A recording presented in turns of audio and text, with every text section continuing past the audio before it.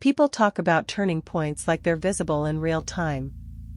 Like the universe flags the moment with a change in the light, or a feeling of weight, or at least the decency of a clear before and after. That has not been my experience. In my experience, the decisions that change everything don't feel remarkable while you're making them. They feel, if anything, smaller than what they actually are. I quit my job on a Wednesday. Not dramatically. Not after a final straw or a climactic confrontation. I just walked into my manager's office at 2:15 in the afternoon and said I was done. Handed in my notice on a folded piece of paper I'd written hastily because I hadn't thought far enough ahead to print something proper. She looked at me with an expression I still think about, not angry, exactly, but something more like watching someone step off a perfectly sound boat in the middle of the ocean and then swim away. I had worked at that company for 6 years. Product development. Stable salary. Good health insurance. A clear path to a senior role I'd been working toward for 2 of those 6 years. Not glamorous. Not my dream. But real and solid, and mine. What I had instead of those things, in the resignation moment, was an idea. A business I was going to build. A creative consulting practice that I had been sketching in notebooks for 8 months and discussing with a friend who had the same idea and the same level of inexperience. We were going to do it together. We had spreadsheets. We had plans. What we did not have was clients. Or capital. Or a realistic understanding of what it actually takes to build something from zero. I did not think about any of this on that Wednesday afternoon. What I thought about was the feeling I'd had every Sunday evening for the past 3 years, dread. The specific, low-grade dread of someone who has accepted a life they didn't choose and can't quite figure out how to unchoose it. I thought, I will not feel this dread anymore. I will feel other things instead. I felt other things instead. The problem was, I hadn't asked what those other things might be. I'd been so focused on escaping the discomfort of staying that I'd treated any destination as better than the current one. I'd built the logic of escape rather than the logic of arrival. And those 2 frameworks produce very different outcomes. The first 3 months were genuinely good. We had momentum, my friend and I. We were building the website and pitching to contacts and going to networking events and doing all the things you do when you're building something and still in the phase where the building itself is the energy source. I woke up early. I worked late. I felt like myself in a way that I hadn't felt in years. Then we got our first real client, and everything became real. Real meant invoicing and contracts and client calls at inconvenient times and the gap between what we'd promised and what we could actually deliver.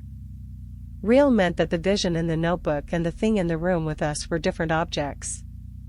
Real meant my friend, who had always been an idea person rather than an execution person, and I had known this and overlooked it, began stepping back from the operational work in ways that left me holding more and more weight.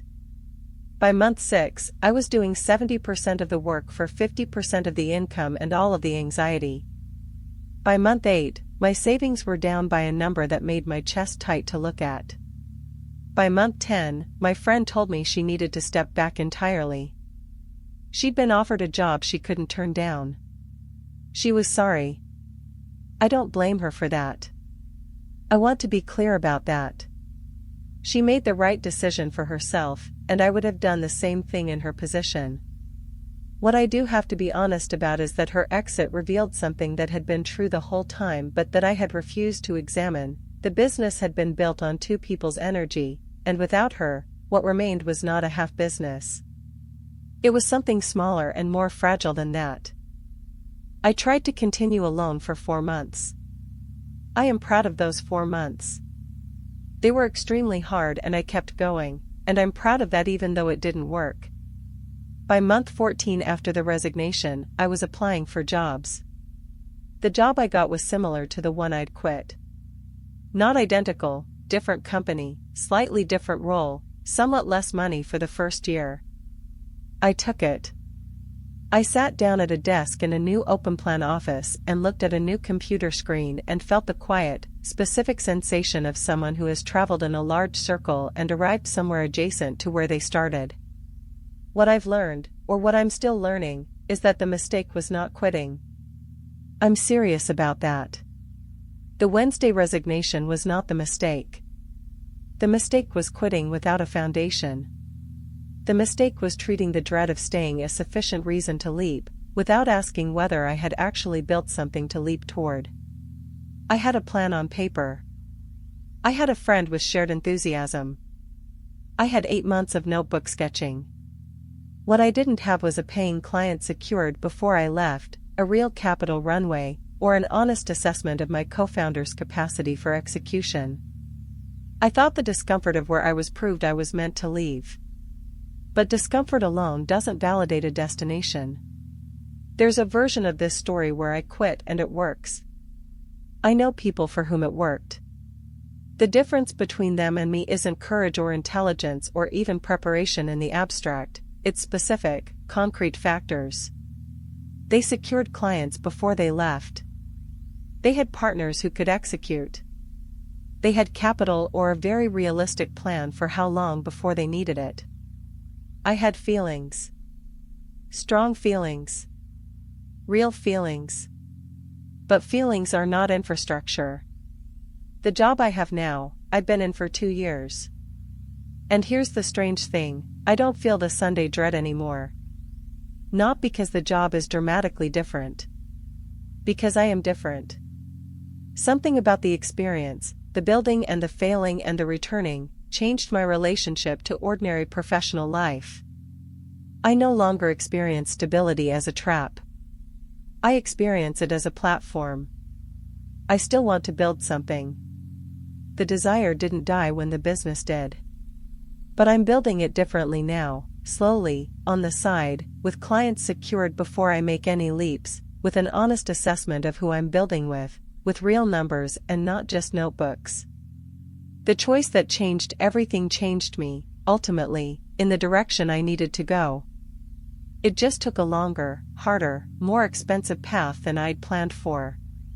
Which is usually how it goes, when you let feelings lead and leave the foundations to figure themselves out later. One day I'll make that leap again.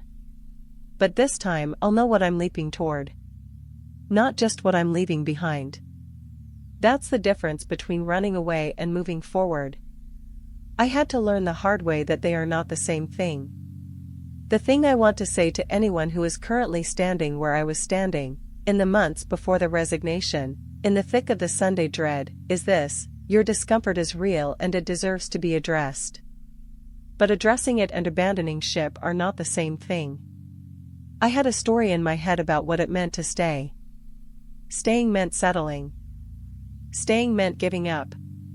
Staying meant living a half-life. I had assigned so much narrative weight to the act of leaving that I could not see leaving as anything other than brave and necessary. But leaving without building is not bravery. It's displacement. You relocate the discomfort, from the known problem to the unknown consequence, and for a while the sheer novelty of the new situation feels like relief. Until the unknown consequences become known. And then you're standing in a new version of the same fundamental problem, a life that doesn't quite fit, with fewer resources to address it and a much shorter runway to figure it out.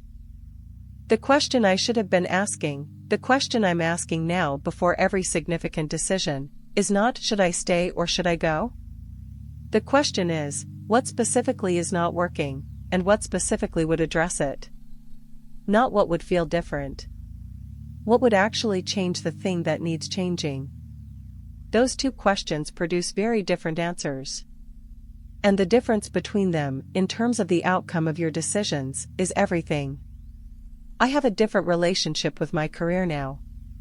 I work at a company where I have more autonomy and less anxiety, and I got there through a deliberate, incremental process rather than a leap.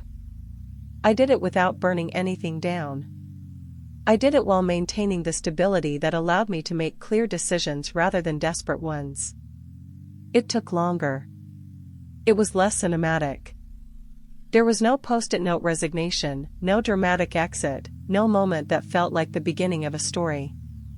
Just slow, patient, unglamorous progress.